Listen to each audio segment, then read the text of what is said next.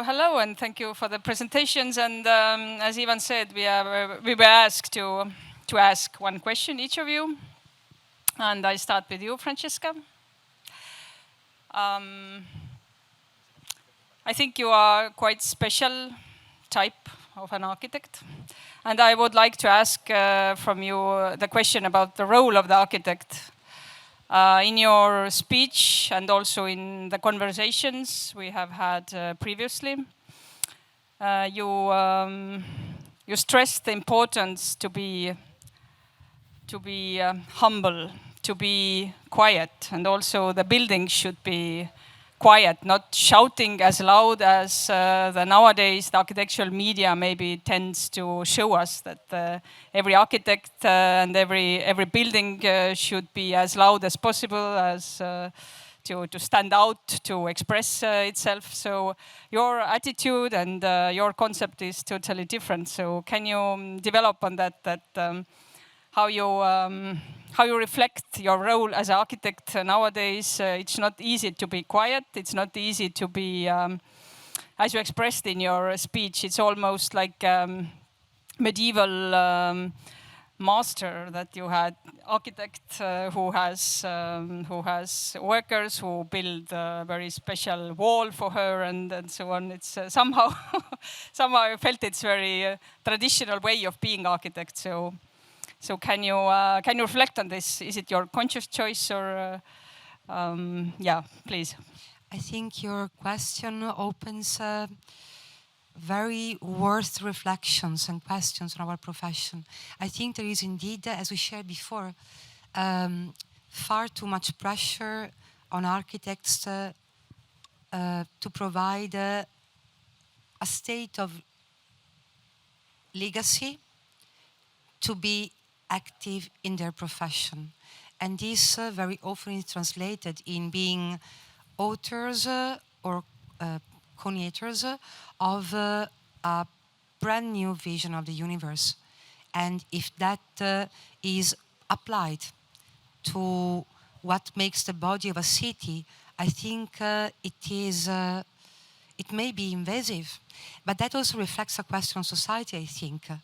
It is a time, there was this Alain Touraine, a French sociologist, that was describing far in the 90s a kind of Cassandra, this process, coexisting process of a centripete phenomena and a centrifugal phenomena. So there is a kind of a mass of information where all the universe almost is present at the same time, and then you have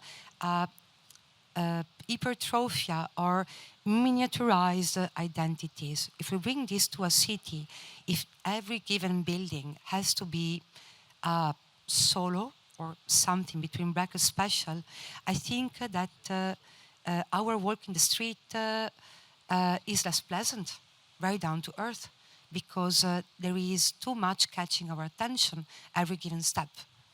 No? And I believe that the activity of building takes lengths of time because it's a cultural act, and it is processed in time by many societies, human beings alive.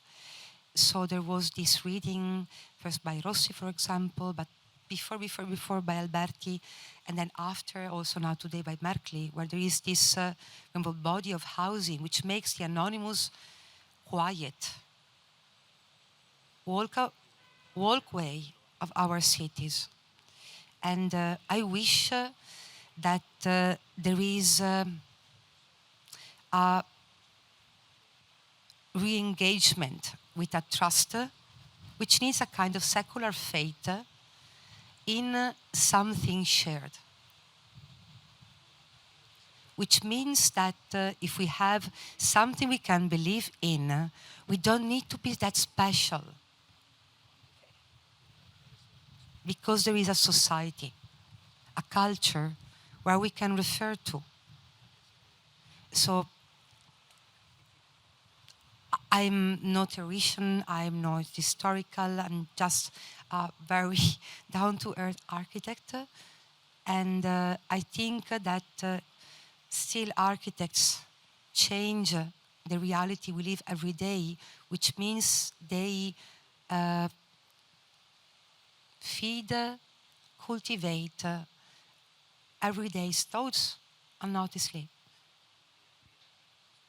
And I think that this contrast of a demand for a stand on individuality corresponds precisely to our time in history.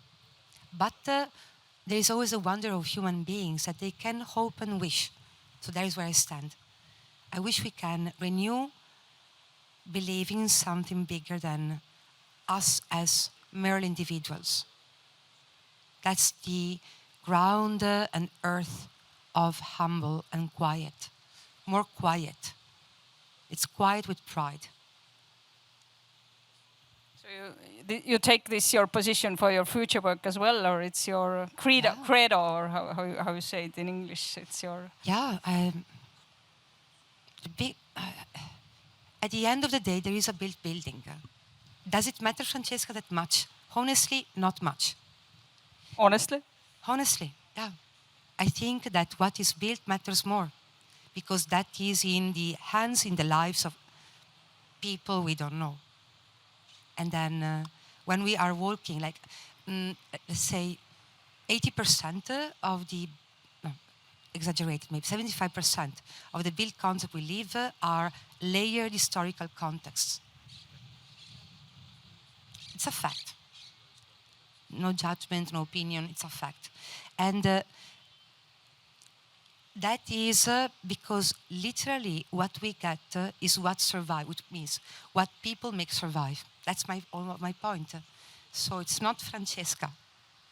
It is if with our profession we can contribute, we are able to listen, observe and listen attentively and enough and lively enough, intelligently enough to people needs now, but with consideration for what is there, because things takes time. Thank you for your this position of being very humble and generous to the context and to the world in a way. Yeah. So. But that is why I was so touched by the sentence I quoted by Miss. I always get tears in the eyes when I read it. No? You mean Miss text? Yeah. Human beings can dream and stand up. So now we spoke before about the present time, which is fierce and frightening and very fragile, but human beings are capable of wonder and vision. Let's hope that.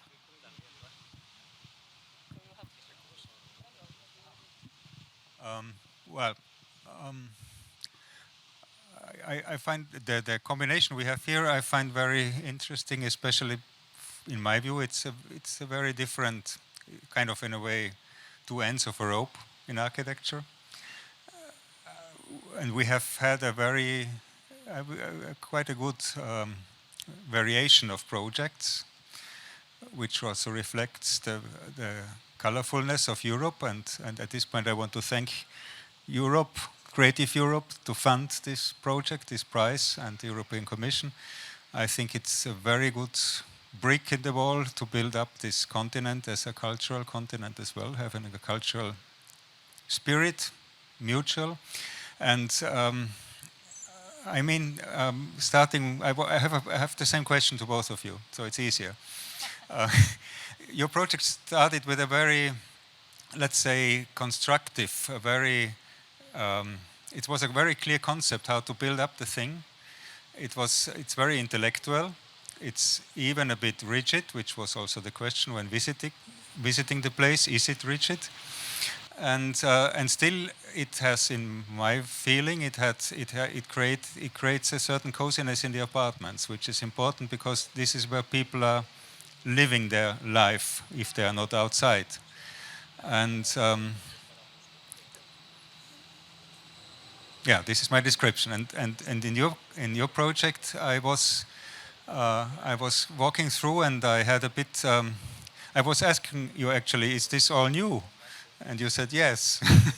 And I was, because of this answer, I was then thinking about in the next night, and I kind of got into my mind that this wandering through this museum, this reminded me a bit of my idea when I was reading the book of Mr.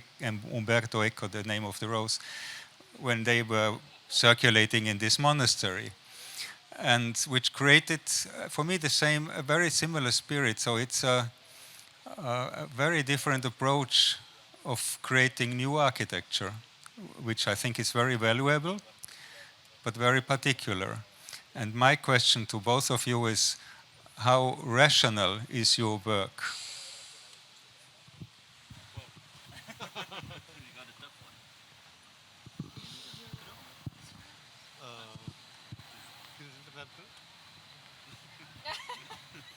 No answer. Okay, 1 minute to think about it. No, maybe your work looks very rational, but it's very artisan.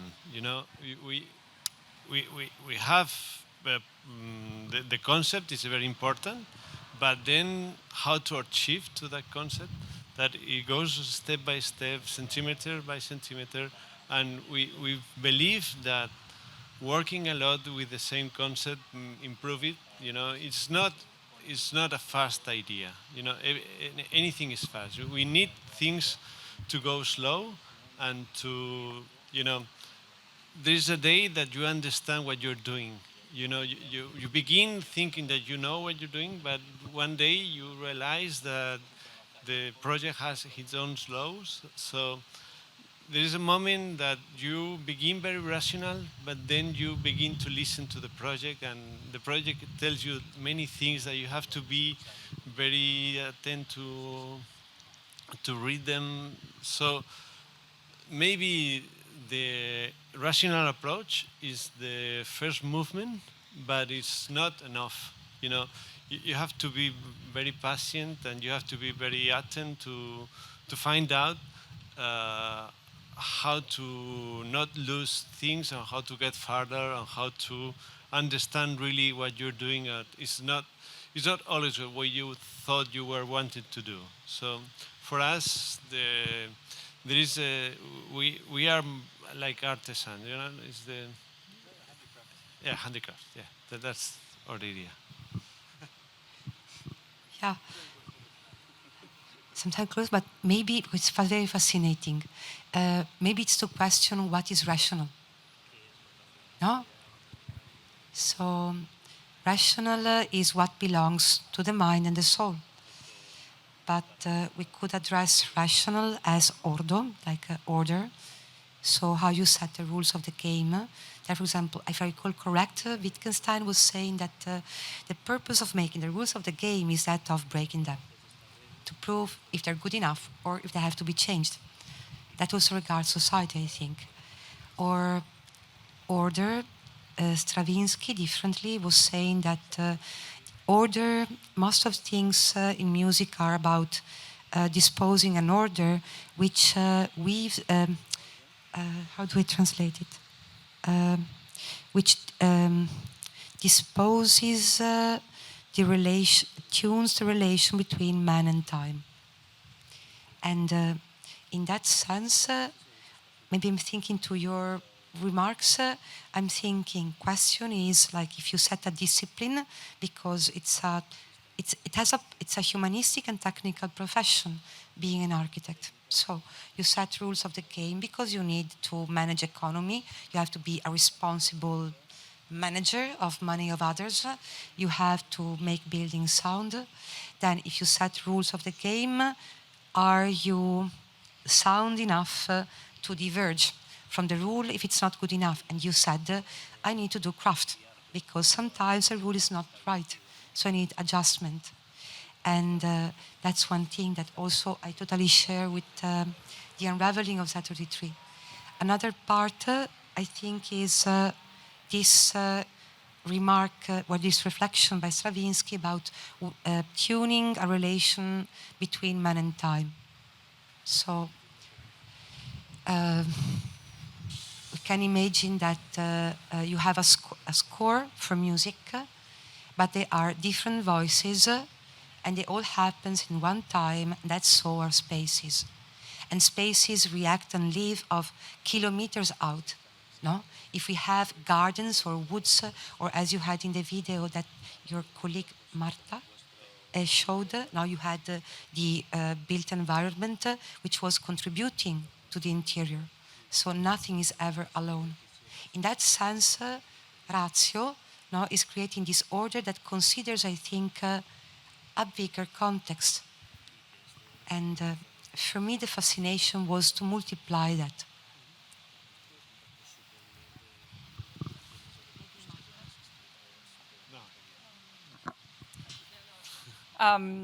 Yeah, my question to you about the Cornellà housing. Actually, it struck me when we, as a jury, we met all the authors of the 5 finalists and the architects, and they all were very happy and they were very genuine. It's a wish to make a world a better place. I mean, it's all the projects somehow improved the current world.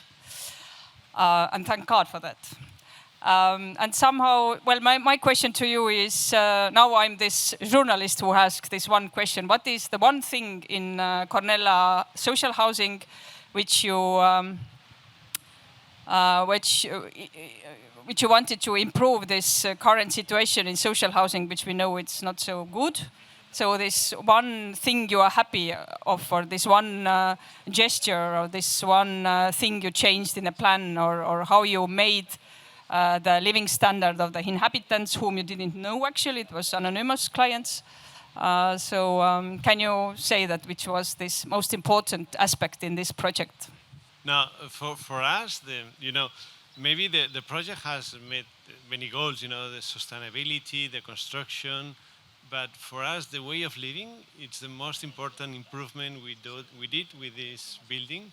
And just like, because with the time, we are realizing that it fits better with the new century and the new changes that are happening in life, because we understand that now the idea of the family and the idea we relate with us are changing, yes. And the spaces we need are changing. And I always say that when we do competitions, we never draw a television, because even though my generation watch television, the generations are big.